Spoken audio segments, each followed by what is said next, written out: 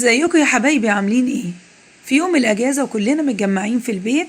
مفيش اجمل من ان احنا نعمل وصفة سريعة وسهلة تطلع من الفرن، تكون سخنة مولعة نار، وخصوصا في جو البرد اللي جه على فجأة والامطار.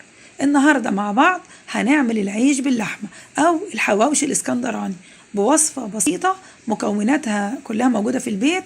هنعمل كمان العجين في البيت ونسويه في الفرن ويطلع بشكله الجميل ده، ويكون احمر كده ومستوي من فوق ومن تحت، وجنبيه شوية ترشي او مخلل، يبقى مفيش بعد كده كلام. يلا نصلي على الرسول وندخل على المطبخ على طول. الوصفة بتاعتنا محتاجين كمية من اللحمة تناسب أفراد أسرتك. كيلو اللحمة بياخد ربع كيلو دهن ضاني اللي هي اللية. العيش باللحمة من غير لية ما ينفعش. انت بقى ممكن تجيبي لحمة ملبسة أو مش عايزة لية. اللحمة دي هفرمها وشين، أو انت تجيبيها مفرومة من عند الجزار. ومن لوازم طبعا العيش باللحمة البصل والثوم والفلفل الرومي والفلفل الحراق. الكمية دي انت بتتحكمي فيها حسب رغبتك. انا بحط على كيلو اللحمة كيلو بصل، عايزة تحطي اكتر او اقل براحتك. هفرم كل الخضار ده فرم خشن. ده البصل بعد ما فرمته بالشكل ده فرم خشن. هنزل أول حاجة على البصل بكمية من البهارات. دي سر التتبيلة العيش باللحمة. ركزوا معايا بقى في البهارات اللي هنحطها على البصل. معايا معلقة صغيرة من كل حاجة، معلقة شطة، معلقة كبابة صيني، كزبرة ناشفة، بابريكا، كمون، قرفة، فلفل اسود، جنزبيل، حبهان مطحون، وتوم باودر وبصل باودر. ومعانا كمان واحدة متوسطة جوز الطيب. أنا هبشر واحدة جوز الطيب على العيش باللحمة. اللي ما بيحبهاش يا جماعة ما يحطهاش.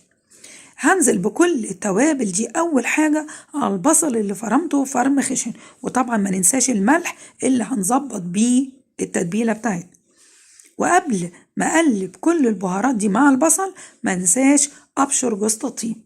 بين جوز الطيب والكبابة الصيني والقرفة تركيبة كده بتدي للعيش باللحمة طعم روعة، وده سر التتبيلة فيه. هقلب بقى كل البصل مع كل البهارات دي. أول حاجة هدعك البصل بالتوابل دي كويس جدا، وبرضو دي خطوة من الخطوات المهمة اللي بتطعم العيش باللحمة. هفرك كده البصل كويس جدا لحد ما البصل يطلع كده ميته. بعد كده هنزل بالخضار برضو اللي فرمناه فرم خشن، الفلفل الأخضر والفلفل الحراق، وكمان الثوم المفروم، وحزمتين من البقدونس. هقلب كل الخلطة دي بقى على بعض، وأتأكد إن كله اتشرب من مية البصل. شايفين الألوان؟ لو كمان شمين ريحة التتبيلة دي عاملة ازاي. بعد كده هنزل بكل الخلطة دي على اللحمة اللي فرمناها وشين. هقلب بقى اللحمة مع تتبيلة البصل والخضار ده كويس جدا. هعجن فيها 3-4 دقايق لحد ما اللحمة تعمل عرق، واتأكد انها اختلطت بالبصل والبقدونس والتوابل وكل المكونات اللي احنا حطيناها دي. هعجنها كويس جدا، وبعد كده ألمها وأدخلها التلاجة مدة ما تقلش عن 3 ساعات. ما ينفعش أشتغل باللحمة دي كده على طول، لازم أسيبها تتشرب 3 ساعات على الأقل. كده بقى اللحمة في التلاجة بقالها 2 ساعتين وفضل عليها ساعة. نعمل العجينة عشان كله يجهز مع بعض. معايا كيلو دقيق، عليه معلقتين سكر ومعلقة ملح ومعلقة بيكنج باودر صغيرة، وكمان معلقة كبيرة مليانة خميرة فورية. هنزل بيها على الدقيق على طول بالشكل ده عشان أنا متأكدة إنه نوعها كويس. هقلب كل المقادير مع بعض، وبعد ما اتأكد هنزل بقى بالمية الدافية. كيلو دقيق تقريبا بياخد من 2 ل2.5 كوباية مية حسب نوع العجين. هقلب بقى كده كويس، وهفضل أنزل بالمية شوية شوية لحد ما الدقيق كله يتلم بالشكل ده. هنزل بيها بقى على الرخامة وابتدي أعجن فيها مدة ما تقلش عن 10 دقايق.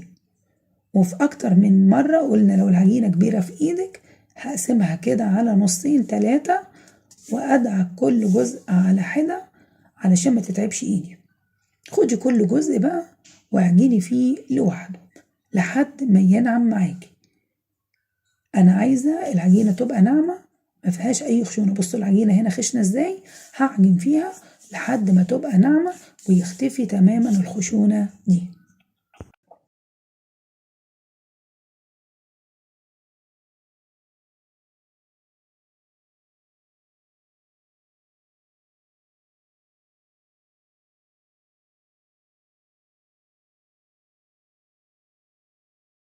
النعومة هبتدي ألم كل الأجزاء اللي أنا قطعتها مرة تانية مع بعض بالشكل ده. شايفين النعومة؟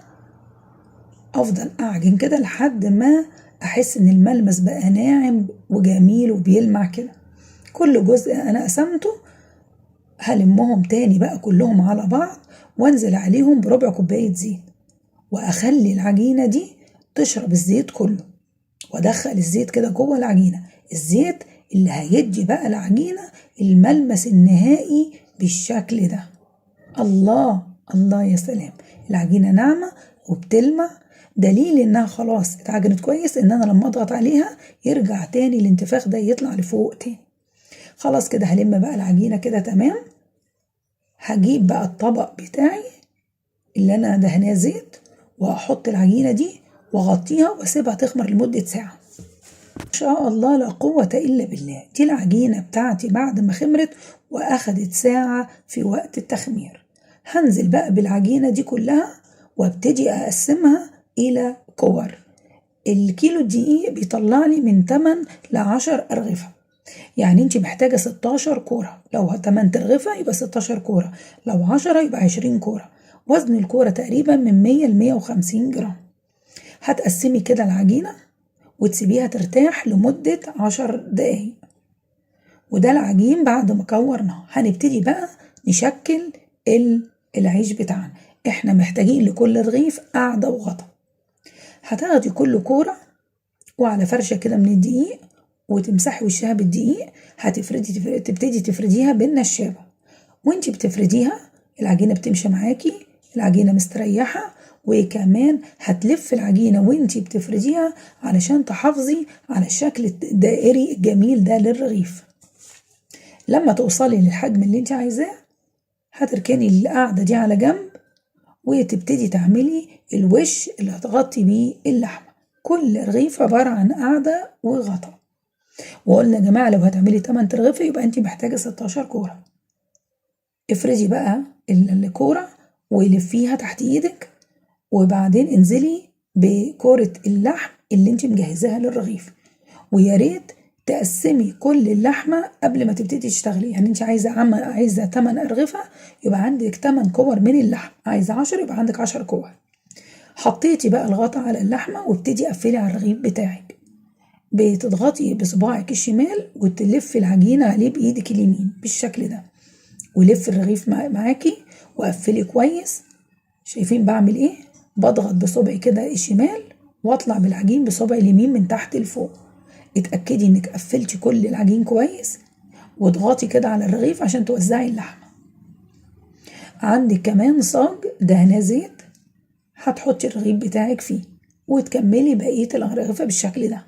تعالوا نعمل كمان واحد مع بعض بنفس الطريقة. وبرضه يا جماعة سامحوني عشان صوتي لسه تعبان، بس أنا مضطرة أسجل فسامحوني معلش. برضه فردت القاعدة وهفرد الغطا بنفس الشكل دي من تحت ومن فوق. هفرد وهلف الكورة تحت ايديا لحد ما اوصل للشكل اللي انا عايزاه. حطي بقى كورة اللحم بتاعتك اللي انت مجهزاها، افرديها كويس، ما يكونش اللحم قليل وما يكونش كتير عشان يستوي كويس. انزلي عليه بالغطا اللي هو بيبقى اصغر شوية من القاعدة. وبنفس الطريقة قفلي رغيف العيش، قفلي كويس.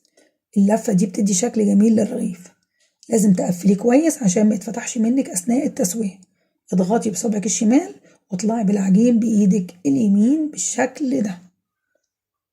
وبعد ما تقفلي كويس اضغطي، وزعي اللحمة كده في الرغيف وحطيه في الصاج جنب اخواته اللي احنا دهنينه زيت. شايفين الرغيف بشيله بكل سهولة ازاي؟ العجينة متماسكة والرغيف ماسك نفسه بالطريقة الجميلة دي. هنعمل كمان واحد مع بعض.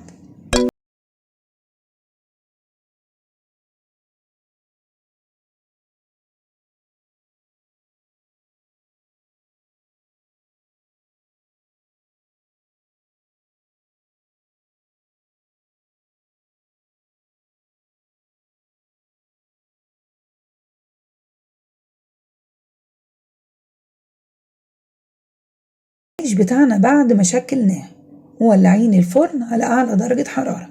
هندخله الفرن، ولما القاع بتاعه يحمر هولع الشواية عشان ياخد اللون الذهبي الجميل. وما تنسوش ترشوه بشوية مية قبل ما يدخل الفرن. وده العيش بتاعنا بقى بعد ما طلع من الفرن. شايفين لونه من فوق ومن تحت عامل ازاي؟ طب ده شكله من بره، يا ترى ايه شكله من جوه؟ تعالى نقطعه. الرغيف سخن مولع نار، ريحة اللحمة معلية مع البهارات، مش قادرة اقول لكم عملت ايه فيه. أكلة زي دي سخنة في يوم برد كلنا متجمعين في البيت، مفيش أحلى من كده أكلة معاها شوية ترش ومخلل، ويلا يلا نقول بسم الله. ودي كانت وصفتنا النهاردة، أتمنى إن انتوا تجربوها. ولو عجبتكم وصفتنا ما تنسوش تدعموني، سبسكرايب وشير ولايك، ودايما دايما تابعوني مع سماسم في المطبخ.